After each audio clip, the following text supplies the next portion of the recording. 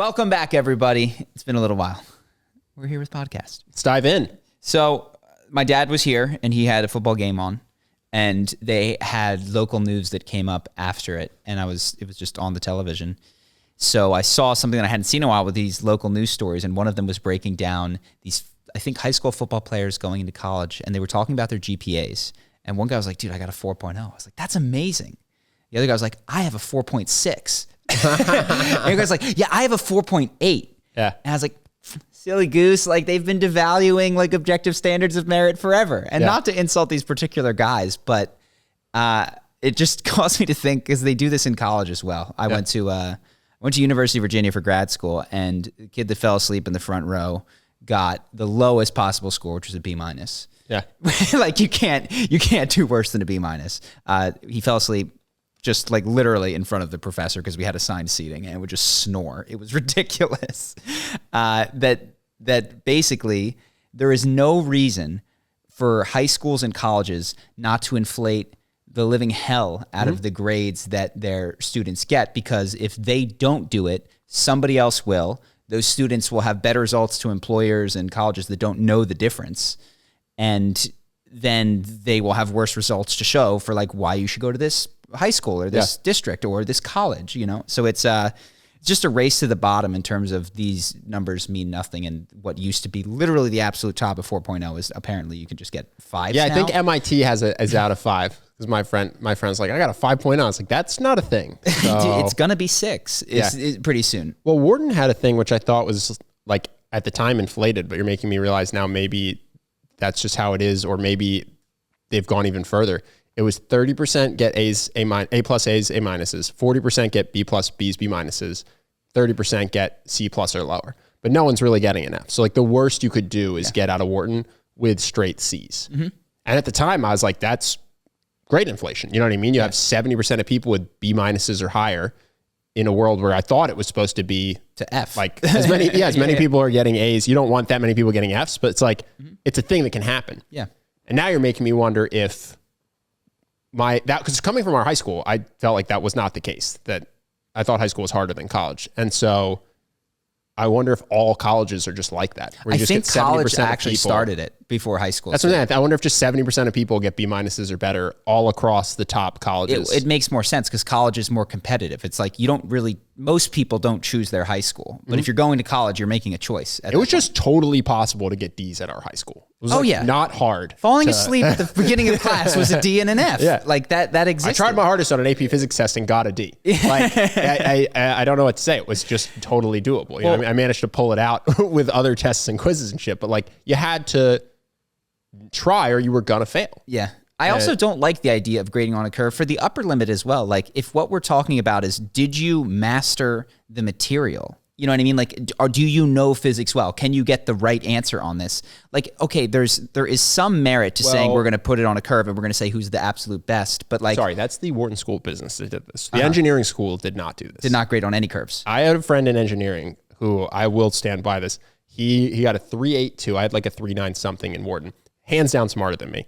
Every Wharton class he took, he got an absolute A, smashed it. And if I'd had to take his engineering classes, I would not have just coasted to an A. Yeah. But they were just on different curves. And then he applied to all the same jobs that the Wharton kids did, and he had a 3.82. And no one understood that was more impressive than, I don't remember mine, but like the 3.9 something that I had. And it sucked for him. And he's like, I went to the wrong school. I'm like, he wasn't a dick about it. He was like, I would have your resume if I just went to the Wharton school. I was like, you don't have to convince me. I know this. Yeah. And yeah, he ended up having a harder time getting a job and had to go to a, quote unquote, less prestigious company because of it, which is dumb. Literally just because the engineering school hadn't had that same grade inflation. And the same thing is occurring. I mean, there's ratemyprofessor.com, which even existed when we were in school, which is you can just find out who gives the A's, like who doesn't do the curve or who has an easier curve. I did that for sure with my electives. I mean, listen, I was super interested in the nursing class I took, but you also took Egyptology, right? That one was legit. Actually, you've reversed them. I took the nursing class because it was everybody got an A. I just actually thought Greek or I think Egyptian it's cool mythology too. is interesting. I think it's really cool. So I don't think it has any bearing on your ability to perform at the hedge fund that you went to, and should not have been factored into your 3.9. Oh anything. yeah. You know what I mean? No, for sure. I was just, dude, in between accounting and statistics, I was trying to like keep my eyes open. So learning about Anubis was actually interesting. I'm all for liberal arts education. I just don't think that representing it in the number for a hedge fund is of any use. Oh no, if I had taken an extremely hard biochemistry class instead of Egyptology and gotten a worse grade because of it, it would have hurt my chances of getting a job. Yeah. So you just don't do that. And yeah, especially when they came out with a website that said how hard a course was. I mean, a lot of people took geology. Yeah. Let's put it that way. Yeah. Well, I mean, everybody's got a 4.6 today, so you're not even close to the top. Dude, what was I thinking about the other day? I'm so happy that I don't have to have a resume. I was talking to somebody about updating their resume and like how to frame the bullshit you did so that it looks good. And I remember that. I remember being like, how do I frame landscaping? How do I frame cutting a lawn? You know what I mean? And then I had an internship because my parents knew a guy and I wanted to be a sports agent. I was at a sports agency. I didn't do anything. I made him a MySpace page. Yeah. It's a schmoozing job and it's a job that requires a lot of acquisition. Yeah. So it's like, listen, I'm not going to write a contract. I'm not a lawyer. You don't bring me into the schmoozing because I'm not 21.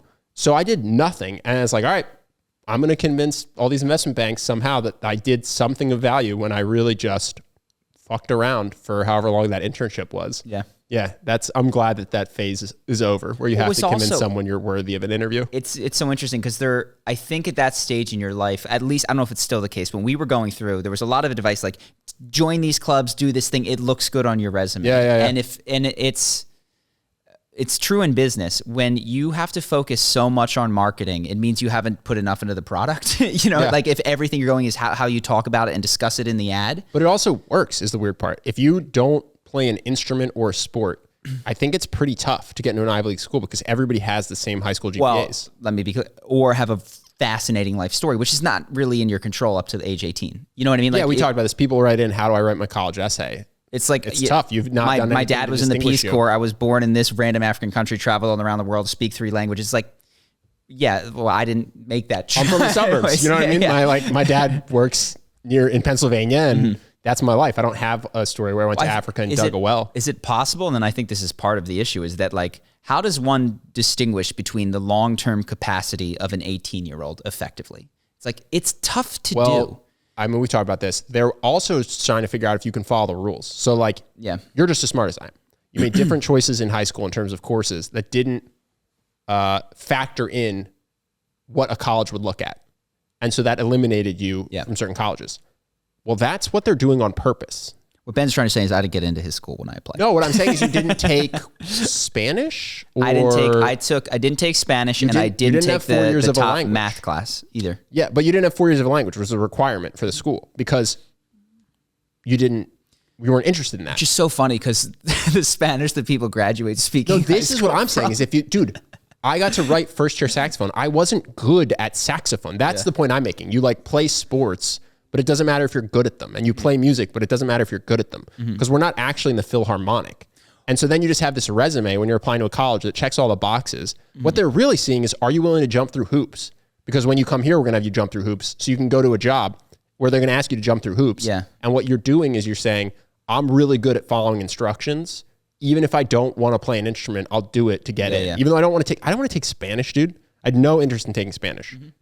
Okay, this is a monkey who will jump when we tell him to. Like, that's part of the process, I think. It's basically the GPA and then the hoop jumping. And that's how you get... This is what happened. I went to a 1-year program at UVA, and they were interviewing us at the end of September, beginning of October. Yeah, before you learned anything. We just got here. There's no possible way that you are paying for what happens here. You know what I mean? I might screw this up completely. Like, what you're paying for is the fact that, one, hopefully they did some diligence and selected people, but really it's just like, I performed enough tricks to get this college to take me so that satisfies you that you can come here. And it's not the worst heuristic for them. You know what I mean? Like going to some of the top schools, if you're McKinsey or Bain and BCG, and just saying, we are only going to hire out of here because we don't really know what makes a good person, but it helps if they just follow instruction well and have a fairly high IQ, which seems to be somewhat necessary to getting the top grades. Yeah, it's also not a bad process because most people don't want employees that question everything. They actually want people who just do what they're told excellently. Except Elon Musk, who like, you don't have to go to college. Correct. You don't have to do any of this. We're looking for people that built rockets in high school, and I don't care if you failed out of science class. Like, I would be really interested to see what their actual employee pool looks like, because I would bet it's not that dissimilar from a more normal company. maybe. Like, I think they probably do have the high school dropout who just started building AI robots at 15. And I bet he's surrounded by a lot of people who went to Stanford. MIT and Stanford. Yeah. Well, I think that it's possible that some of the technical things like MIT have retained some sort of selection system that filters for, I have a genuine interest in science, and you can see that by my participation in this, versus yours was, I don't actually care about the saxophone. I also think SpaceX wants a lot of smart people that will do what they're told. Sure. And they want a couple people who are going to be thinking outside the box, and maybe everyone's supposed to think outside the box within their thing. But yeah, they're not a bunch of people in rooms working on their own crazy projects. Like, some of them do have to just be like, hey, figure out how to make this lighter. I'm telling you to do this. Do it. Yes, they want engineers And by the way, scientists. do it for 16 hours. In the next 16 hours, don't sleep. Like, that's the other thing that people are testing for, is how much will you Work very hard. Will you pull an all-nighter to get the grade? Will you pull an all-nighter to finish the project? You know what I mean? Sure. This is a hard tangent, but we've talked now about the dislikes going away, and it really is bad. Oh, yeah. There. It's really bad.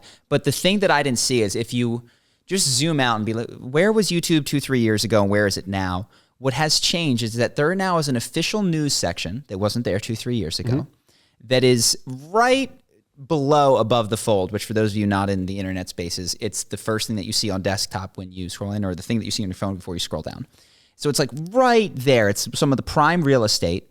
It's got all of the headlines from the accredited news sources that they have, and there's no indication that people like it or don't like it. And I could tell you, if you zoom out, like, what's coming next, if it's not already heavily happening, is the removal of comments and the filtering of comments, because it seems obvious that what YouTube wanted when they made that was an official message that they believe and support, to get space that it didn't merit because of their algorithm. Well, it's also funny because most YouTube videos have 93%, 96% likes to dislikes. And all those news videos always had 17% likes. Yeah. And then a massive amount, 80% well, right now plus dislikes. Third booster helps with the Omicron variant. And what do people think? Well, I don't know. And so there's no sense when you're looking at these headlines. And by the way, I'm on YouTube. I can tell you that something like 30 to 50 times more people, depending on the size of the video, will see the headline than will actually click the video, and even fewer will get to the comments. So you're able to 30 to 50x that headline communication, which is such a ridiculous amplifier. And to make sure that there's no other signal saying, hey, other people find this suspicious, or people don't like this. Do you think that the algorithm like tags more corporate channels? 100%. Because I was looking at this the other day, because I'm making a video that involves Pete Davidson, and I was looking at SNL on Social Blade. They have 150 million views a month, which seems really high for a show that I don't know anyone who watches. It's tough. I don't know about that. Here's what we can say, I think, with pretty high degree of certainty. CoffeeZilla, back when it was Coffee Break, did a breakdown of what was in they call it the trending, but it's really editors' picks, because it's what the things that people at YouTube pick. And it was almost all corporate. It was all Jimmy Fallon or whatever people in Sports Center. It was like one of the needed 50,000 views in order to show up on trending, versus PewDiePie or anybody else needed a ridiculous amount, even though I don't know what they think the word trending means. Basically, like, just call it what it is. Like, we chose these, and these are officially sanctioned YouTube things. And then they defended it, by the way. Like, when I've talked to people that like work there, like, well, actually people don't like really click the trending tab. It's like, yeah, but you tried to make them click the trending tab. Like, you were unsuccessful in your attempt. By the way, they probably to pretend that these were the things. If you'd put the trending videos on, they probably would have clicked. They probably would have caught steam if you'd put the most popular videos on. So it's just interesting, because it does seem that there is a message that that largely aligns with what mainstream media says. And by the way, it's not like YouTube has an independent fact-checking arm of YouTube that is selecting the most trustworthy sources and downgrading ones that don't pass that bar, it is just legacy media. And it doesn't matter how many times they screw up or if Russiagate was true or not. It's just like, these are factual sources that you guys can trust forever and ever. It doesn't matter what stories they've gotten wrong in the past. And that's crazy to me and a huge bummer and seems too flagrant to be an oversight. I mean, it doesn't matter. There's just going to be a Web3 video streaming service that eats YouTube's lunch. So just chill and wait 10 years. Yeah. I 100% agree. But I was just zooming out going, Also, next up is the comments. They don't like the social part of this. They like this section is to cram a particular ideology down the throats of people on YouTube. And it's not the entire site, but it's like this section that didn't belong here, that didn't beat the algorithm, that now no longer has likes and dislikes. And that's what it is for. Well, we should keep our eye out for when the Web3 version comes out so that we can get our shit on there. Well, they've been out forever. There's been DTubes in this. And dude, I posted a couple of our videos on DTube years ago. You can be too early. Yeah. You can waste a lot of time on Friendster. Periscope. Yes. So yeah, I agree. What else do we have here? I watched the WeWork guy. I mentioned this too, but I would just mention to the audience. He was on, I don't know if it was business. It wasn't Business Insider. I'm just thinking that because they had the big story with Dave Portnoy, but maybe it was Bloomberg or something. If you Google WeWork, he did his first interview in 2 years. For those of you who don't know, there was this whole issue with WeWork where it was valued at $47 billion and had raised money at that valuation. And then that price plummeted to $9 billion because if you looked into the way they were being valued as a tech startup with some interesting software. And really, they're just a commercial real estate company that leases real estate. And so through all of that, the story that was coming out was that this guy, in the midst of a collapse and employees getting fired and investors getting crushed, was walking out with basically $1 billion golden parachute. And, had that made people livid. Yeah. What was fascinating is I watched his interview and couldn't help but find myself feeling persuaded, if not totally, by the interview. So there's a really interesting charisma breakdown there, but just a handful of things that I saw in one run through is that he is extremely calm. There's a moment at the end of it where the guy asks him a question that he's like, no, that's not what happened. And he starts to go, he's like, no. Let me collect myself. That actually isn't what he clearly has been for 45 minutes practicing. And prior to this, practicing not getting riled up. And as well, what he does is when he asks many pointed questions. People say that you got rich off the backs of this. People say that you screwed people.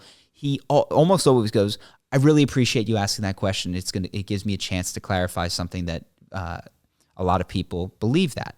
And by treating the interviewer as if he was his buddy in this quest to rectify the mistruths that had been stated, it comes across really well. And there's 100 other things that he does, but it's like a master class. Hopefully not 100, because I don't want to make that long. You don't have to make it. Hopefully there's 10 minutes or less. It is a master class on answering hard questions. And if you walk out of there not totally convinced, that's fine. I mean, why does he do it? Well, what he says... why does he do the interview? This dude's got $1 billion. He's living his life. So he said, he's like... and again, it's plausible to me. He's like, look, when all this went down, I knew that me doing the interview then would have just created more trouble for WeWork. And I honestly just wanted them to succeed. I wanted to not be a distraction and to get out.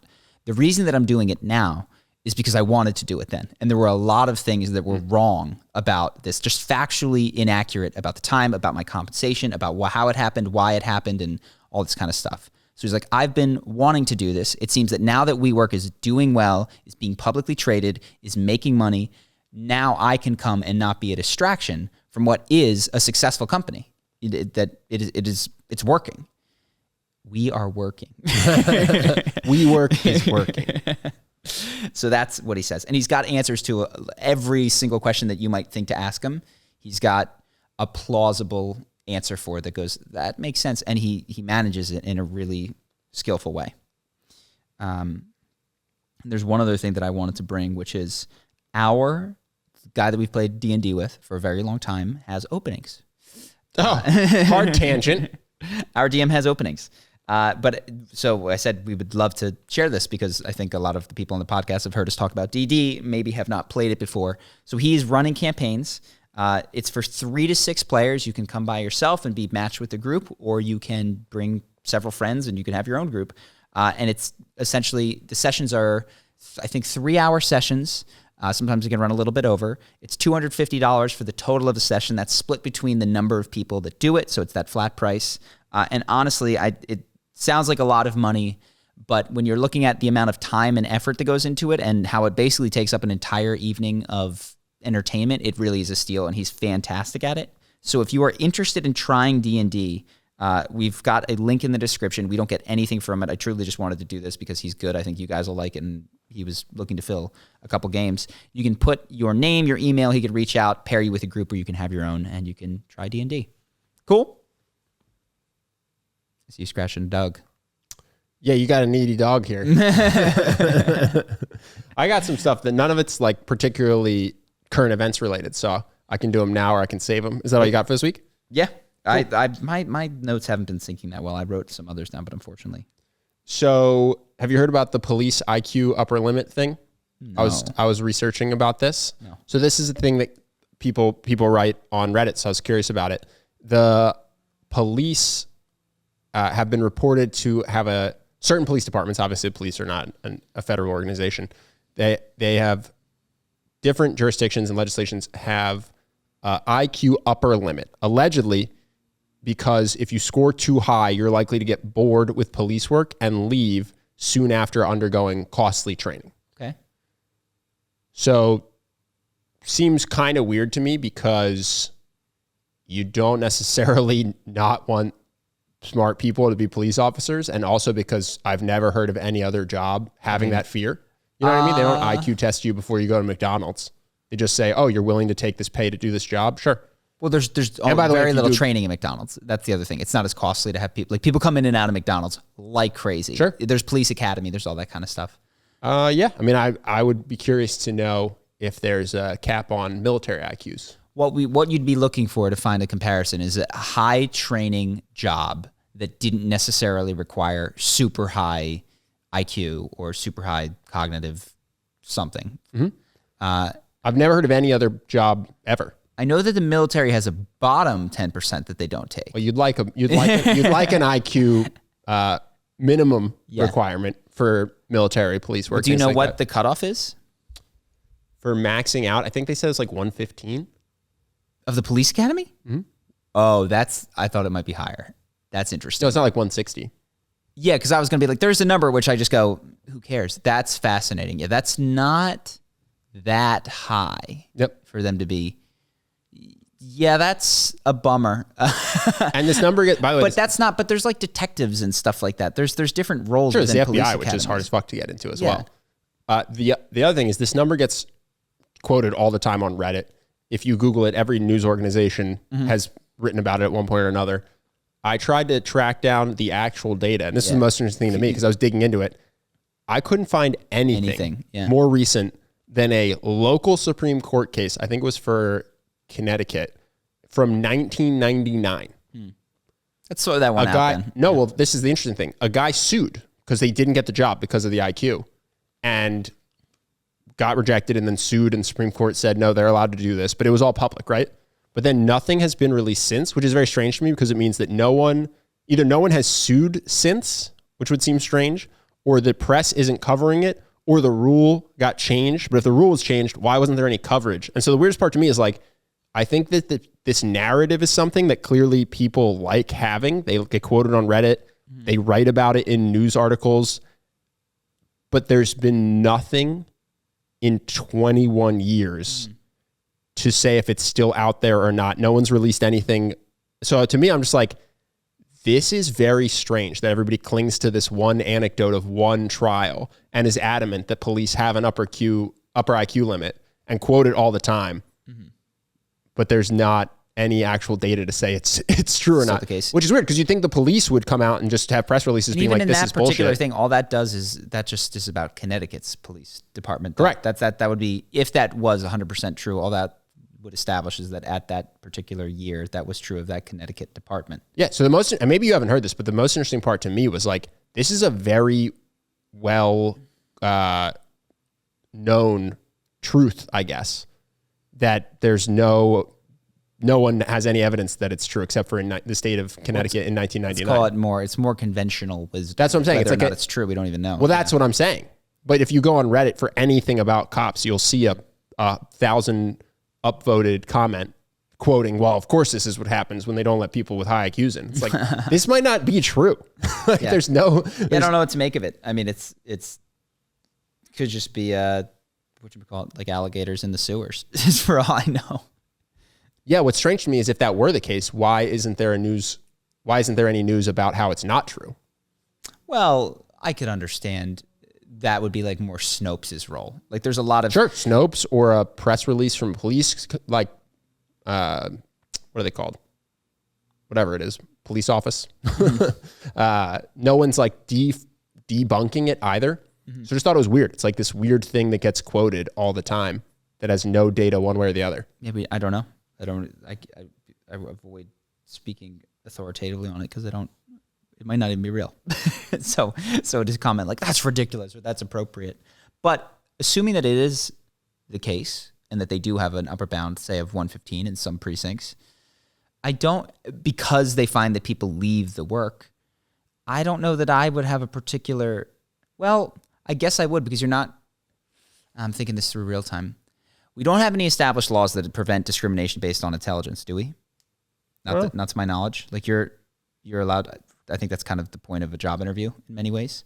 So yeah, to set an upper limit because you wouldn't be fit for the job seems just as fair as setting a lower limit because you wouldn't be fit for the job. Even though there might be people that would be fine with it. It's like, look, we can't take you all on average because it's just too expensive. That seems like it would be a reasonable thing to do. Mm-hmm. And having that limit, if it is the case that they did it because people left the job, is not the reason that there's issues with the police because those people don't want to be there. You know what I mean? Like they tried having them in there. They didn't start kicking them out. If that reasoning is true, then that's not causing the problem. The other thing I want to talk about, because we talked about IQ privilege before, for people who haven't seen us talk about that, just the idea that people will focus on privileges in certain areas, but one thing they don't often talk about is that you're just born with a brain that has a certain amount of horsepower. Mm-hmm. I don't know how I found this because it was like a week or two ago. When it comes to wealth, IQ is actually not the determining factor. Really? Yeah. So I think like Jordan Peterson or someone talks about how it's the thing that correlates with success. Mm-hmm. But at least in the reports I was looking at, the individual's location, obviously inherited wealth, race, and schooling are just as correlated as IQ when it comes to determining income. Interesting. No, I'd be... Certainly location makes sense to me. So does inherited wealth. Inherited wealth. Schooling makes sense. If you just know the person went to a certain school, they're very likely to have a certain income. Yes. So like, because that's correlated with everything else. That's already got it. I'm surprised that IQ doesn't outperform race. And would be curious about. Well, I think the part of the reason is, and they were talking about this, IQ has diminishing returns. Like the wealthiest people are not the people with the highest IQs necessarily. Well, also there's the question of like, are you taking, I don't know, Jeff Bezos's kid and then he counts as a billion, you're doing the mean? Is it the median? There's a lot of ways to run these statistics that could be confusing when you're talking about numbers that get so astronomical. Yes. Well, so this is the part that I found the most interesting because I'm someone who often thinks about, like wanting the best for your kid. And so one of the things is like, oh yeah, you really want your kid to be really smart. Well, no, you want him to be born in Malibu. I can tell you, I'm serious. I can tell you being in Malibu, I don't see higher intelligence that is made obvious to me out here. I see higher pay for everyone. And I'm talking like you go to get a smoothie, it's $18. It's like, so that means that the guy who runs the smoothie store is making a lot more money, which means if he wanted to, and I think he does, he can afford to pay the 15-year-olds that are making the smoothie more than they'd be making anywhere else. No, and I think what you want is a certain amount of horsepower. Yeah. I think if, for financial success, if we're just talking about that, if you're at a certain level, it will elude you. But it is not that, if you have 150 IQ, guaranteed to make more than almost everyone with 140. And if you have 170, it's like, that's not how it works at all. Oh yeah, there's totally diminishing returns. There's been diminishing returns. Yeah. So it's like, oh, it's not the smarter, the better. And then I was thinking about for happiness, I don't think IQ correlates to happiness either. Did you think, or did you check this out? I did not. Okay, just curious. No. I didn't find any people that looked into this. But it certainly, at least in my anecdotal experience, is not my smartest friends or my happiest friends. So for me, I've always on the podcast talked about IQ privilege and how it's something that we don't factor in enough. And it just, in the last couple of weeks, I was just amending, like, it's not something to be aggressively envious of, or, the more the better. It doesn't guarantee you happiness or wealth to have 160 IQ. It's the same of every other privilege. If it implies wealth, it's like wealth doesn't imply happiness, and there's diminishing returns on that as well. You could talk, and there are, I think part of we've talked about this, like the conversation that we should be having is how much are people suffering, and how much of that is out of their control, and let's help the people that are suffering. So this made me realize, and that might mean that Jeff Bezos needs a hand. I wonder, this is what made me realize, I wonder if the number one privilege that we should all be envious of is happy. Just like a good thermostat in your brain. So we talked about this. I don't know if we ever talked about this on air, but we talk about like your internal thermostat for happiness, how hedonic adaptation always sets you back to your set point. So if you lose your legs, or if you win the lottery, you will experience a temporary shift in happiness, but hedonic adaptation, the theory goes that you will fall very close to where you were before, but everyone has a different set point. And you can do things over time to raise your set point, like gratitude exercises. By the way, just so you know, like mindfulness. What was that book that was written by Dan Gilbert? They took people who became paralyzed, and they took people who won the lottery, and they measured literally those two cohorts of people and found that there was regression to the mean after X period of months, and it wasn't that many months. It was less than a year. And you can raise your set point. I want that, like, if you focus on certain things like mindfulness or gratitude or whatever, I've talked about this in the podcast before, actually, the things that raise your happiness set point. But I was realizing that's the number one privilege, I think. It's just naturally, without effort, having a really high gratitude and happiness set point is the number one thing to be envied, I think. And it is not at all. No one ever talks about it. Nobody sees that person and goes, it's not fair. It's like especially if that person has and we've met these people in our life. They have a service job. They're a janitor. They're the person who's like this super cheery service person that you come across. Nobody's like, it's not fair. Like, why can't I have what they have? We said this 100 times. Yeah, it's the status game, that the things that people want, it appears to be, is status. It's what other people want. We don't want what we want, because what we want in and of ourselves, inside our own skin suit, is to feel good. But we are aimed at what it seems like everyone else is aimed at. And so we'll want happiness if it looks like other people are valuing happiness, at which point we'll post all our smiles on Instagram and shit. But the moment that it becomes cool to post your pain on Instagram or what, like that is the most popular thing. No, Instagram's a great one too, because I think the happiest people probably aren't active on it. 100%. And that's just from my own life experiences. The less you see me on Instagram, the better I'm doing. If I'm on Instagram, there's been a breakup. I'm sad and I'm looking for attention. That's 100%. I very much agree. So that was just my thing. I've always been very high on IQ and how important it is. And I was just realizing, no, it's that internal happiness set piece. Another thing, because something I really like other than being happy, is longevity. So Peter Attia was on Joe Rogan recently. Did you see it? Nope. Yeah, I didn't think so. I don't see any Joe Rogan anymore, dude. So I got some interesting things. I'm not a Spotify guy. I got some neither am I. I saw it on YouTube. But I got some interesting things. Oh, you saw the clips? Everybody knows that if you smoke, your risk of death goes up, right? He says 2 to 3x, although he doesn't define exactly what this means, but I'm assuming it's something like your odds that you die in your 50s or in your 60s. If they look at the cohort, like what percentage of non-smokers die and what percentage of smokers die, you're 2 to 3 times more likely to die. On any, that's I wonder what that statistic means. I would imagine like on any given year that your odds of dying at your age are 2 to 3 times higher. Yeah.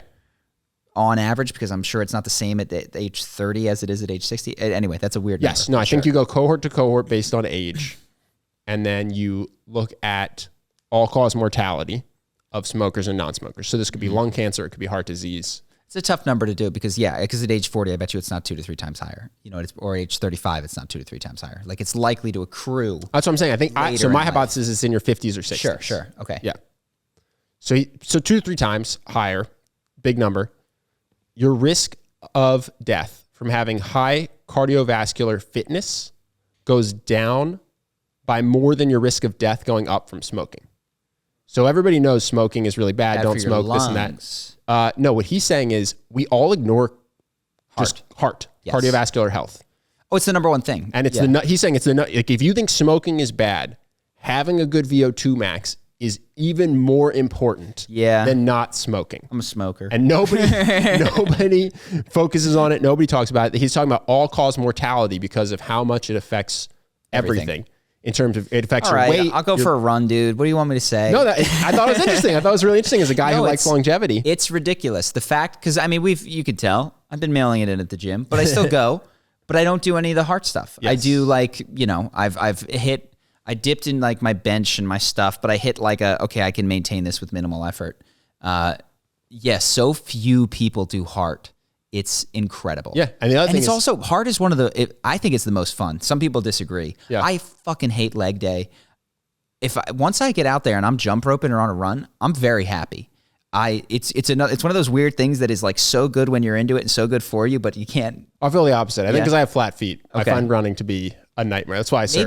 Maybe I'll take that up, dude. We live right by the ocean. That's such an easy gimme for me to just improve my life. So that's why I thought it was interesting. Is because I think a lot of longevity people too get lost in the weeds of like, all right, I'm gonna intermittent fast. I'm gonna give you $100 if I haven't taken a run along the beach next week. Cool. By one time, Justin.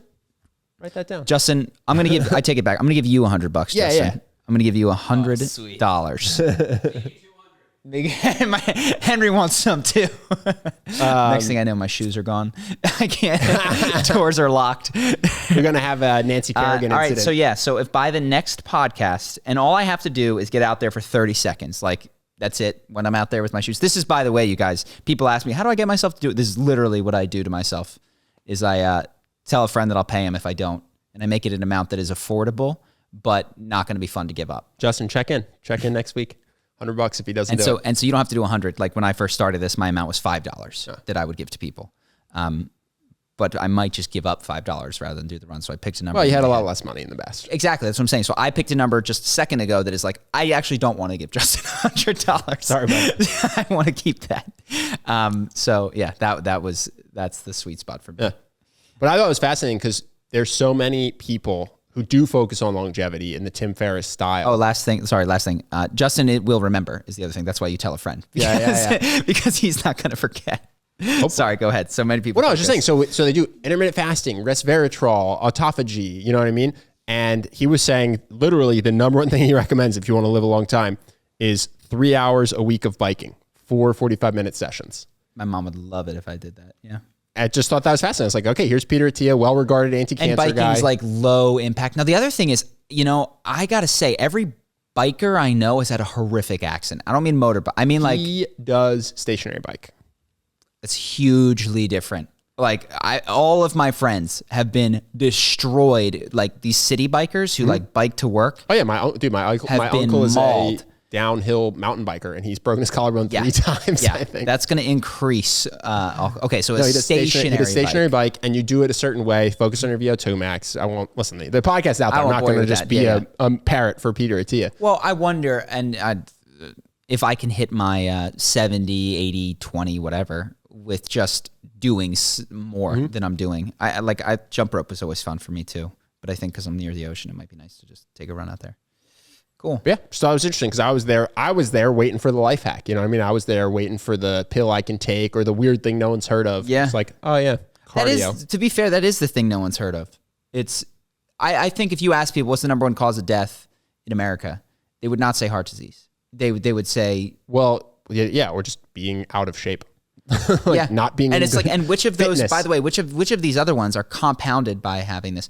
I guess you could even say that, it seems like the things that are really bad for your health, if you just look at the things that kill you, is having a weak immune system, which comes from not sleeping enough and not eating correct and being stressed out and not having like a minimal level of sweat activity in your life. Those seem to be connected to a lot of the leading causes of death. So food is, related to diabetes and stuff like that. But cool. Yeah. All right. I just thought that was interesting. I'll go for a run. And then I got 2 Charlie Houpert vindications that I found. These are for these. Pat yourself on the back. I live for these, dude. This is my life. So one was the I don't actually know how to say it correctly now because you always say it funnily. LaTINX. LaTINX. I say LaTINX. Yes, I know. So I was like, how do people say this? They say LaTINX. I think it should be LaTINX in deference to people who actually speak Spanish. Yeah. Or it should be LaTINX because that's what it looks like. So yeah, it was interesting. You've said that this is not something that the people anecdotally that you know who are Hispanic or Latino don't want to be referred to that way and think it's strange because their entire language is masculine, feminine. And a small survey of 800 Hispanic voters was done. They call it a nationwide survey, which just means it's people in every state, but it's only 800 people. Yeah. So I do want to give the devil his due. 68% of people want to be called Hispanic. 21% want to be called Latino or Latina. 2% want to be called Latinx. Yeah. 40% said they find that term offensive. So I just thought that was interesting because it seems like a bunch of progressive people just tried to rename a group without checking in with them. Which is like... They don't necessarily like it. It's hilarious because part of the ethos behind this is self-identification, right? That you get to label yourself in important ways, except when they don't like that. Yeah.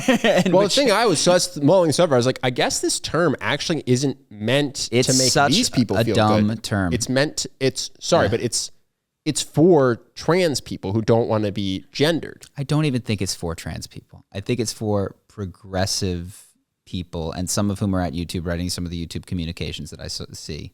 I don't think it's for even, I actually think a lot of the people doing it are not trans. I think they are progressive. And I think it's part of, this is trite to say, it's ideology is overused, religion is overused, but it is a religious, all-encompassing worldview to signal one's concern and forward-lookingness to include everybody by saying what people can, in this case, call themselves. Mm-hmm. Now, the idea that a group can say, yes, call me this is kind of silly overall, but those are pretty strong indicators of the words that they would like to have. That's what I thought was interesting is the first data I saw was like, people would rather be called Hispanic, apparently. Well, what's funny, you said that. I didn't realize that because in college, what they taught us was it's not Hispanic. It's actually Latino is the proper term. Not according to 65% of these 800 people. Well, like Hispanic includes Spain, which is not what you're saying when you do that. You're actually talking about people in the area beneath the United States of America. So it's just funny that there's, that was back in college, taught to me by a white guy. And it's just,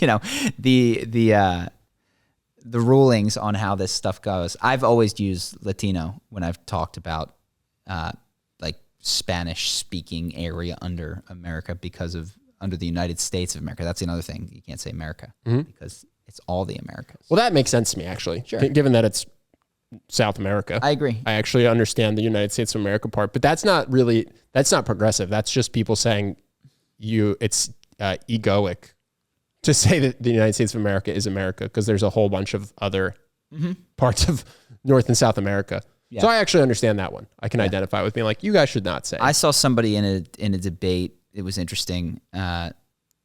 Chide someone for how they pronounced Iran. They said Iran, and he said it's actually Iran.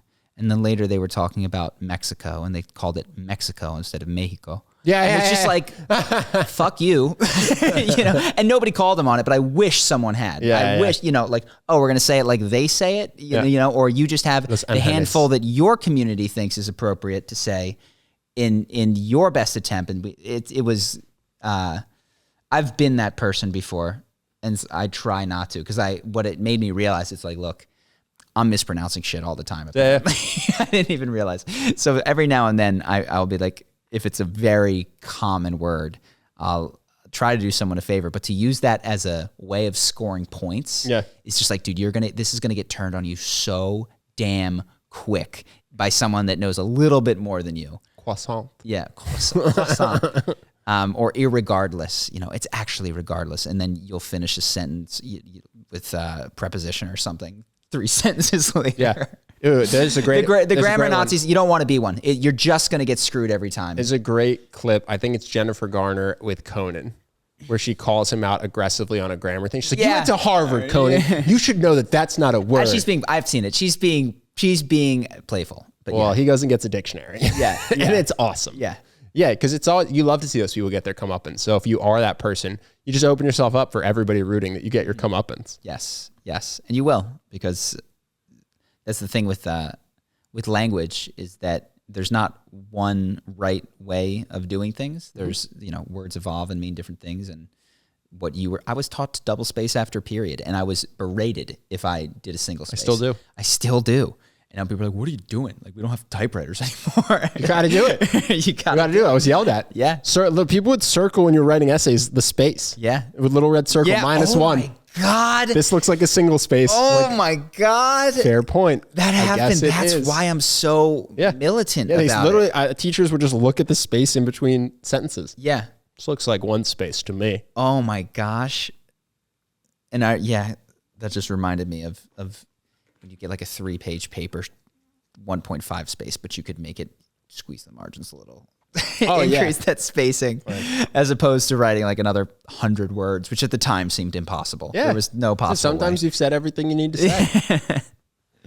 And then the other thing that, just a little pat yourself on the back, because I know you were, and I agree with you. But by the way, in 10 years, when these people have won and it is LaTINX or LaTINX, and I'm being thrown in cancel jail, this is the clip they're going to pull. Yeah. But today, I'm victorious. Well, the other one, Reddit had a post about student loan forgiveness, which in the past we've talked about, just not the most effective way to help people. It ignores the people who chose not to go to college because they don't have money and excludes them from the redistribution of wealth. There's a lot of reasons for it. It doesn't fix the problem going forward. You're just helping people today. The interesting thing is Reddit, which is normally pretty left-leaning, I saw all those arguments as the most upvoted comments on this post from AOC about loan forgiveness for student loans. So it made me wonder. Reassignment, loan reassignment. That's what we got to call it. Well, it made me wonder if there's been a changing of the zeitgeist or a changing of the view of that by people, because even the most left-leaning place that I go to, which is Reddit, people who used to be like, yeah, now seem more critical of it and more desirous of a systemic change that involves lowering the price going forward or redistributing to people who, because they didn't have money, didn't go to college. Like, those are concerns that people are now raising, upvoting, which was not the case 2 years ago. It's tough. There's a lot of ways to interpret that. They could be sock puppet accounts. That the other thing that I always wonder is, like, how much of these online interactions are by Chinese and Russian spies that are trying to foment it could be. their frustration within America. What's the actual sentiment? I like to think that would be true. That'd be nice, because I do, and I've said this before, but briefly, I'm for a redistribution of wealth. I think that's one of the worst ways to go about it, is to incentivize poor decision making and basically bail colleges out. Well, also the people, I think if you make the cut, people with student loans, those are not the least well-off people in the United States. Yeah.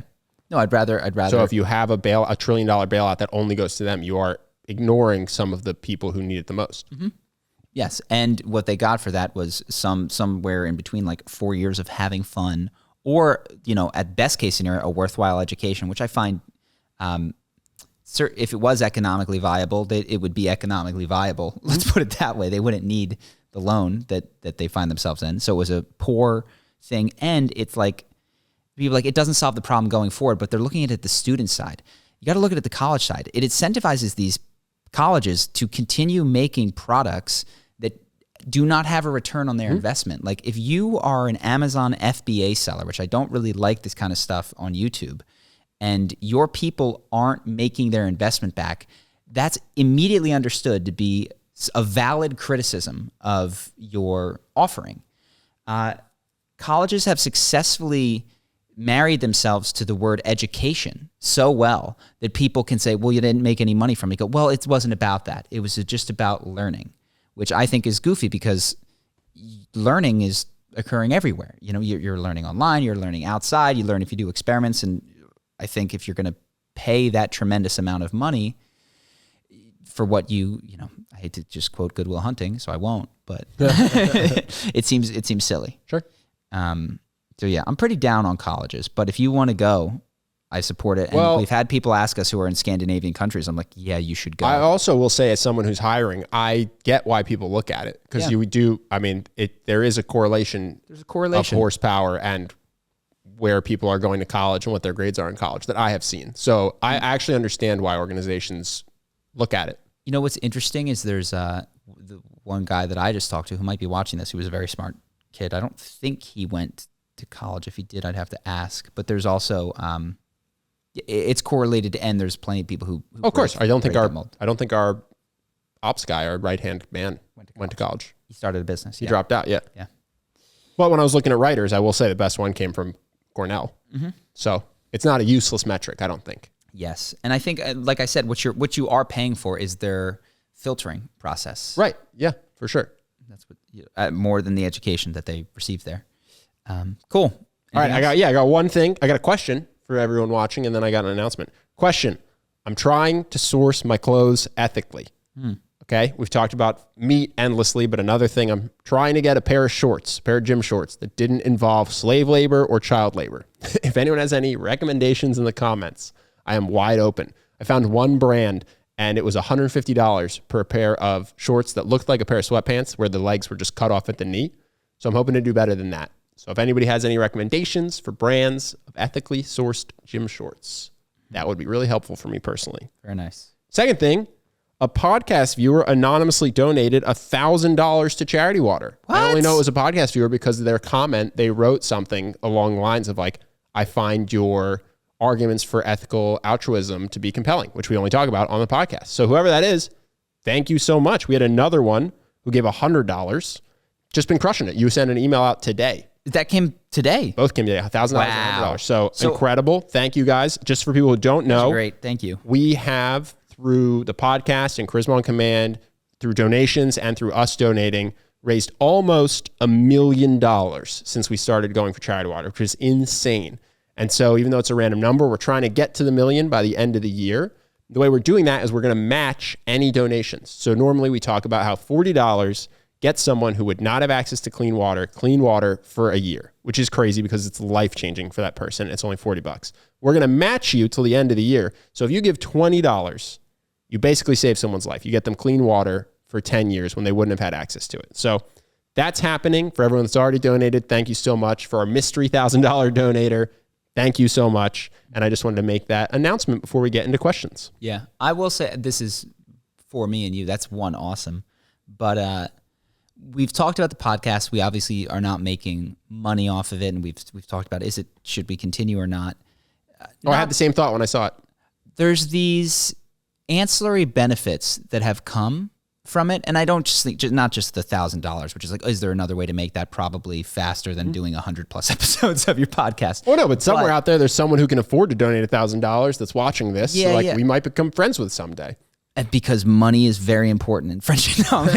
No, but we met I consider him now a friend, Evan, through, he watched the podcast, and then we did our D&D call, and he did really good voices and came through that. And if we applied to like play or to help us with accents or something. And so we haven't gotten there yet, but we met a potential D&D editor through this. You know what I mean? His name is Jeremy.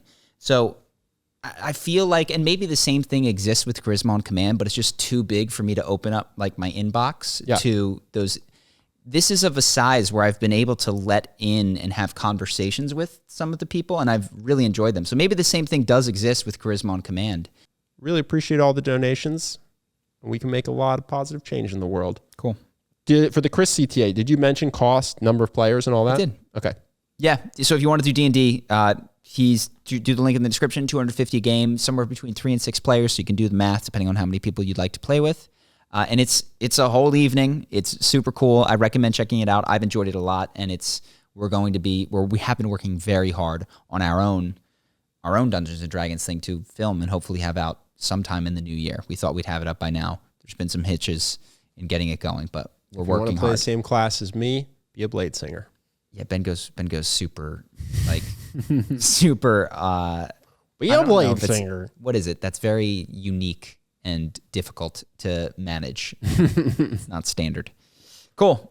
Do we have questions from people in the comments over the last couple weeks? Yeah, I'll just do one though because we have like 30 Patreon questions. Oh, Bang, nice. bang. Sharp haircut, by the way. Thanks. Wish everyone could see it. Justin looks good. If you could solve most of the world's major issues by having the population resulting in a vastly decreased demand for resources, would you? If it meant the guaranteed survival of the species. It wouldn't, though. It would be horrible. The supply side would be destroyed. What has allowed humans to have as much as we have has been our burgeoning population that allows for the specialization that we had, which increases more for everybody. You would ruin. But the hypothetical is what if that weren't the case, right? Isn't that the question? What if it did make things better? It wouldn't. Yeah. I mean, Imagine there was like magic. a glove. Okay, so there's like and a it had magical stones genie. in it. There's a magical, yeah. But again, that whole thing was ridiculous as well. Yeah, 'cause he killed all killing the half of animals. all life is killing half of all food. Yeah, that's the part. That's the problem. So we have half as many people. We also have half as much food. Yeah. So. And the trees were still there when he snapped. I don't understand. Just as much land. What do you mean life, Thanos? The end game is actually just a philosophical debate between Vision and Thanos. Yeah. Did half of my dogs go? But this guy's question is, if it were, right? You have to assume that it were. But this has to become magical. There has to be a genie who says, and it's a trade at this point because they're actually not connected. He's like, here's the deal. I will make life amazing for half of the population, but you have to kill half of the others. Sure. Is that a fair recharacterization of the question, Justin? Because it doesn't. I don't think so. So what are they saying? What they say is, if it meant the guarantee of the survival of the species, would you be willing to have the population randomly? Well, no, I'm not convinced that. I think it would. You're hurt. solving a problem that I don't think species. exists. Yeah. I'm not under the impression that if the human species ends, the most likely candidate is because we didn't have the population. I think it's an asteroid. But I'll play this. A genie comes to you and says, I can guarantee the survival of the human race, but the cost for your wish is that I will have to randomly kill half of the people. I would say my gut is I'm just going to bank on human ingenuity. I'm good on that. And also thanks. Can you imagine the horror and the trauma of the survivors? Well, maybe they don't remember. Maybe you're the only person who remembers. So now you live in a home where it's you, it's me, my brother, and my sister at 7, 5, and 3, and the parents' bedroom is just empty. And we're like, there were never any parents here. Correct. We've been feeding ourselves for ages. Maybe you go, one nuclear family disappears and another one stays. It'd be my big thing is I'm just willing to bet on human ingenuity. I don't think I need this genie or also the way that the universe bounced back after Infinity War was ridiculous. I mean, imagine the situation that I described multiplied over and over and over again, where mommy and daddy are just gone and all of these orphans are out there. I mean, it would have crushed everything. Nuclear reactors I guess some of them can't melt down these days. But yeah, planes falling out of the sky. They did show that. Did they? Yeah. Did they? Showed that. I like to think it was like Passover, where it was like every other house. So if you put up the little goat's blood around the door, your house was spared. Thanos just went every other house. Yeah. It's just like, got it. Your neighbors are gone, but your whole family's still there. It's not kids without parents. Well, I the watched Smiths down the street are just turned to dust. There was something that I watched the other day, which is about the Turpin family, which is really sad. This mother and father who had locked their kids inside for their whole life. I forget what this has to do with Thanos. Yeah. But it was related. Sorry, is that what's the rest of the story?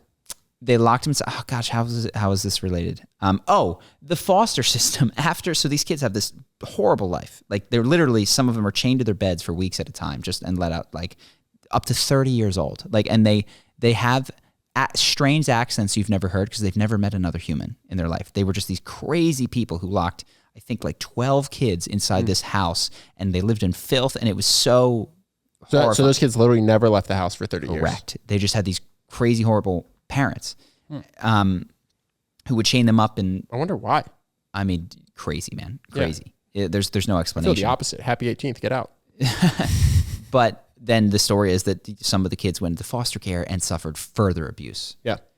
And it's because the foster system, dude, there's not all these people like trying to take in orphaned children. That's such a, and if you are, God bless you, you're a saint. That's an incredibly difficult thing to do. And you can do your damnedest, but like they just lost their parents. So I guess what I'm saying is you snap some of the parents out of existence. You have all these orphans. They're not going to just get snatched up by loving homes.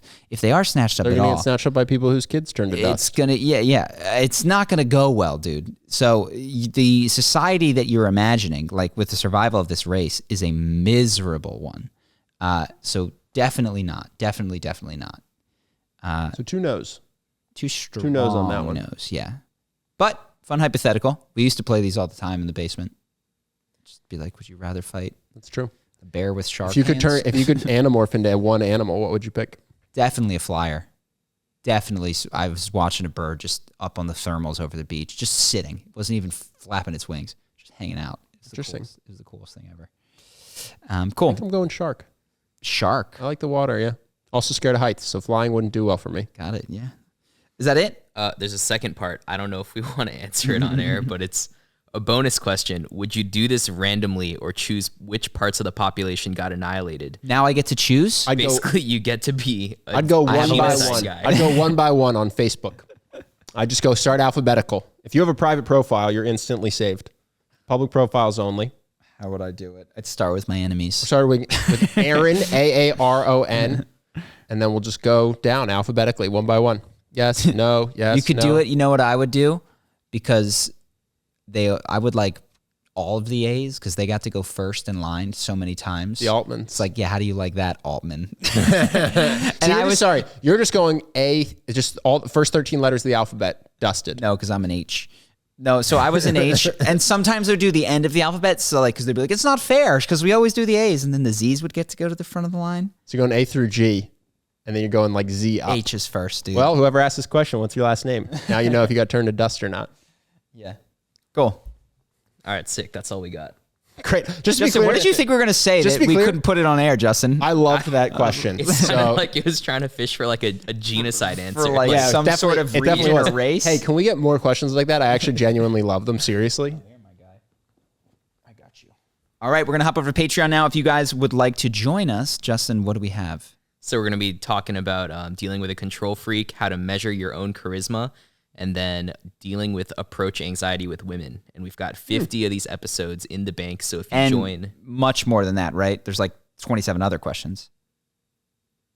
In oh addition to yeah. the- So we've got we've got a bunch of Any questions. question that you want is probably in the Patreon vault at this point. What we need to do is catalog them. But yeah, so if you'd like to check that out, it's essentially if you like the podcast and want more, we just do it again, but guided by our patrons' Your questions. So if you'd like to check it out, hop on over there, and we hope to see you there. It keeps us going, keeps money in Justin's pocket, and we appreciate all of you for doing it.